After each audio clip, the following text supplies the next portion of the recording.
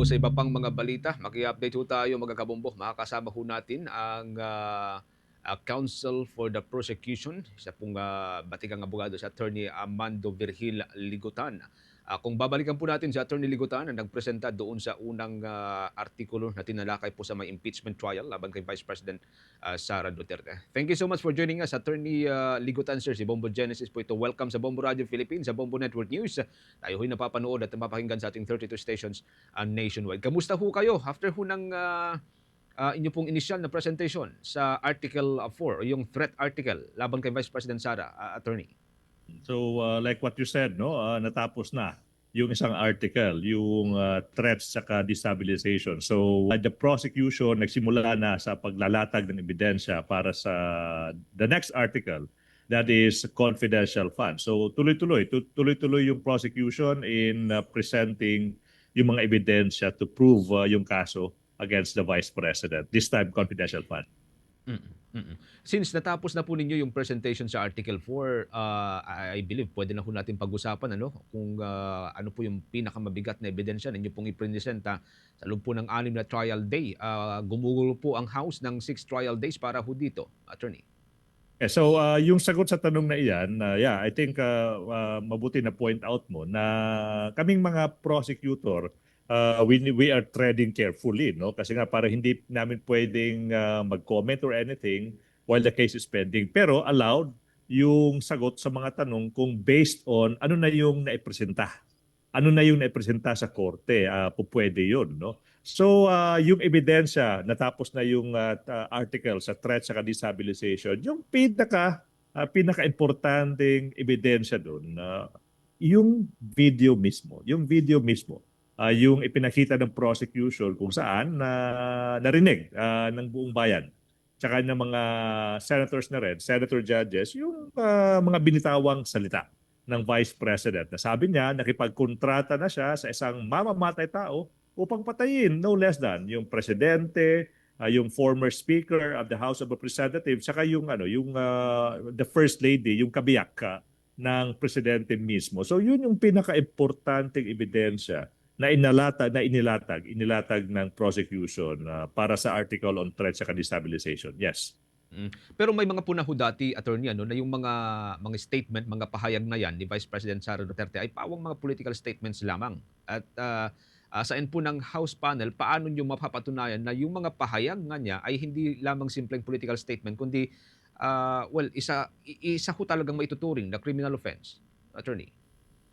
Yung political statement ng prosecutors, siguro yung sagot sa tanong na iyan, hindi po pwedeng atakihin yung nagdadala ng mensahe. No? Kami yung nagdadala ng mensahe na talaga may pagbabanta.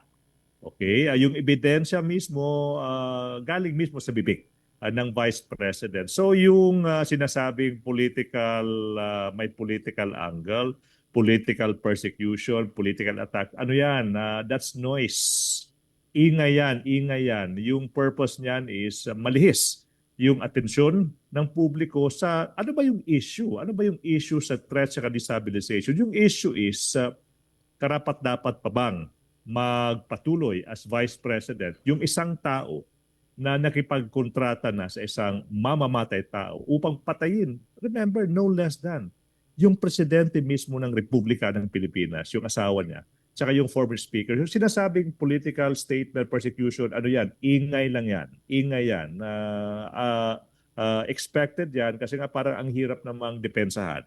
Siguro yung tanong is, sa mga nakikinig, for example, kung ikaw ay nasa opisina, kung ikaw ay nasa bahay, nasa paaralan, or kahit saan man, for example, o nasa newsroom, pag nalaman mong yung seatmate mo, pag nalaman mo yung workmate mo, pag nalaman mo yung isang housemate mo sa isang apartment, for example, nakipagkontrata na sa isang mamamatay tao upang ikaw ay patayin, ay yung iisipin mo, hindi ba dapat gawin mo lahat upang matanggal sa posisyon yung seatmate, yung housemate, yung katrabaho na yan?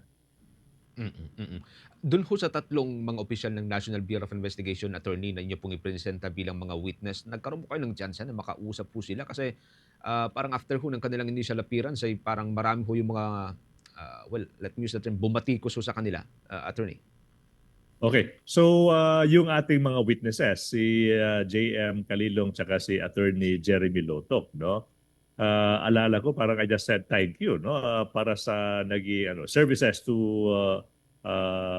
the Republic sa pagtitistigo in an impeachment trial, no? Pero as to yung reaction nila, alala ko, I cannot quote, no, pero both sides, ang daming nagpasalamat sa kanila sa naging pagtitistigo nila sa impeachment trial. At the same time, expected yan, yung may mga criticism, yung ayaw sa impeachment. So na-heighten lang yung public attention sa dalawang witnesses. Pero nga, like what I said, part ng trabaho yan ng isang NBI officer na kung aabot sa time na ipapatawag ka ng isang korte like an impeachment court, obligado yung mga NBI agents. So si Attorney Lotok tsaka si JM Kalilong, they're not strangers to appearing in court. Kasi nga yun yung trabaho nila, to authenticate example videos and to present them in court. Kaya, di ba, alala nyo, sabi ni JM Kalilong, he already appeared more than 30 times sa korte. So hindi yung bago yung pag-a-appear ng ating NBI agent, senior agent si JM Kalilong. Same with Attorney Jeremy Lotok. Si Attorney Jeremy has been in service ilang taon na rin at saka ilang beses na rin siyang nag-appear sa isang korte. So yun yung sagot doon. So hindi yung unusual para sa mga NBI officers, yung mga magigiting nating NBI agents to appear in court to testify in cases. Yes. And so far, yung pong presentation ho ninyo, including yung mga testimonya ho nila, masasabi bang sapat na bilang mga ebidensya para i-convince ang mga senator judge na ginawa nga ni Vice President Sara Duterte yung pagbabanta bilang qualified as impeachable offense, attorney? Lahat ng dapat ipakita, lahat ng dapat ipresenta successfully nagawa ng prosecution. So, yung maghahatol doon, yung impeachment court. Sa atin lang, sinasabi natin sa taong bayan, galing mismo sa bibig ng Vice Presidente yung naging pagbabanta niya sa buhay ng Pangulo tsaka ng First Lady tsaka ng former Speaker of the House. So yung ang maghahatol doon, yung impeachment court, pero yung tao rin na see through the evidence, basahin ulit yung ebidensya, tingnan ulit yung naging paglilitis, na ipakita ba ng prosecution yung video na yan. Successful ba yung prosecution sa pagprepresenta ng video na yan kung saan narinig ng taong bayan, ng buong bayan, yung sinabi ng Vice Presidente na nagipagkontrata na siya sa isang mamamatay tao upang patayin yung Pangulo, yung First Lady at former Speaker ng House of Representatives. Sa pag-usad po ng trial, attorney, at kapag ka-turn na po ng defense team na mag-present ng kanilang evidence dyan sa may threat article na yan, makikita ho ba muli namin kayo sa cross-examination? Or kung pwede Okay, po, so hindi ko masasagot yan. So kasi nga part ng strategy yan. So nagtatanong, Attorney Ligutan, will you appear again? I will not answer that. We cannot telegraph our punches. You will see me. Maybe or maybe not kasi ang dami natin mga private prosecutor. Pero as to sino yung mag-handle, part ng strategy yan. Hindi namin dapat i-announce sa publiko yan. Yun. Pero ako, on my part, given another opportunity, I will not think twice. Trabaho ng abogado yun, yung pag-prosecute ng kaso. So kung mabibigyan ulit ng pagkakataon, I will do it. Dalawa ko dun sa mga tumatak noong kayo po ang nag-present ay yung pong pagpuna ng defense panel doon sa maraming mga typo error. Pangalawa, yun pong noong nag-appear si Director Matibag at ipinipilit po ng defense na parang siya po ay na-brief, nasabihan kung ano po yung mga sasabihin ng House panel bago nag-appear. So, ilalabas ko kaya muli ito ng defense during the time na sila na pong mag-present ng kanilang mga evidence at mga witnesses? Attorney, tingin ho ninyo. Tapos na yun, yung typo Genesis, no? Alam mo, yung mga typo error na yan, hindi may iwasan yan. I've been appearing in court sa almost 16 years na, 15 years na. Pag police, government agencies, kahit mga private agencies, NBI, hindi exception, yung mga typo error, hindi maiiwasan yan. Yung tanong is that fatal? Hindi. Yung date, nasagot yan eh. Sagot ni Atty. Lotok yan eh. Sabi niya, yung typo error na yan, typo error yan. Ibig sabihin ng typo error, walang kinalaman sa substance or nilalaman ng dokumentong iyan. Yung sagot ni Atty. Lotok doon, ipaparot ko lang, ulitin ko lang yung naging sagot. I think convincing. Nasagot ni Atty. Lotok, sabi niya, yung typo error na yan, hindi nagbago, hindi nabago yung katotohanan, yung totoo, yung facts na nagbanta yung Vice President sa buhay ng Pangulo tsaka ng former Speaker tsaka ng First Lady. Hindi nabago yung katotohanan na iyan. Just because may mga typo error na hindi naman may iwasan kahit saang ahensya ng government. So ayun kay attorney, yung kay Director Matibag naman, hindi po unusual na yung abogado na magrepresenta ng isang witness makikipag-coordinate sa witness. Walang abogado, walang matinong abogado na pupunta sa korte to present a witness without a prior conversation with that witness. Normal yan. Normal yan. I-brief mo yung witness as to ano yung mangyayari inside the courtroom. Allowed yan. Coordination sa between a lawyer tsaka ng witness prior to mag-appear yung isang witness, isang testigo sa korte, normal yan.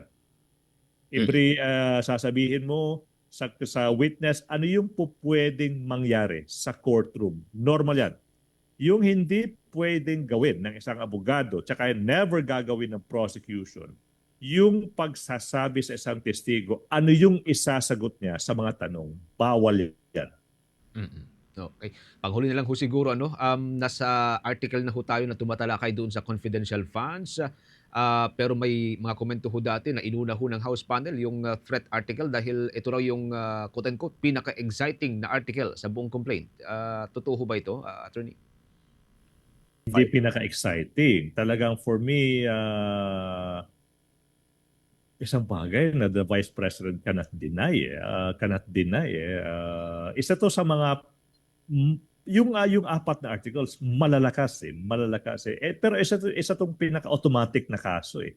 Mabilisan eh. Ipakita sa publiko yung video galing mismo sa bibig ng Vice President yung nagiging pagbabanta niya. So yung tanong now is, which is yun yung dapat itanong ng taong bayan, ng ating mga kababayan, na fit pa ba to hold office yung isang taong nakipagkontrata na sa isang mamamatay tao? I will ask this again. In your, for example, newsroom, yung co-worker mo, pag nalaman mong nakipagkontrata na sa isang mamamatay tao upang ipapatay ka, di ba siya dapat tanggalin? May karapatan pa ba siyang magpatuloy sa trabaho niya after makipagkontrata sa isang mamamatay tao? Isang bagay na dapat po natin pag-isipang maigi. Okay. Again, thank you so much for joining us, Attorney. Panghuli na lang ho siguro, papasok na ho tayo sa ika-4 na linggo, ngayong linggong ito, doon sa trial laban kay Vice President Sara Duterte. Ano hong komento ho ninyo so far doon sa pag-handle ni Senator Chis Escudero sa trial? Especially after ho ng inyong presentation dati, Attorney. I think I am competent to answer the question. I have nothing but respect sa ating presiding officer for the way he has been handling yung impeachment trial. Mahusay, mabilis, competent, patas yung presiding officer natin. Okay. Attorney, again, thank you so much for joining us. Ingat-ingat po kayo. Ang isa po sa mga counsel for the prosecution, mga kabombo, si Attorney Amando Virgil Ligutan.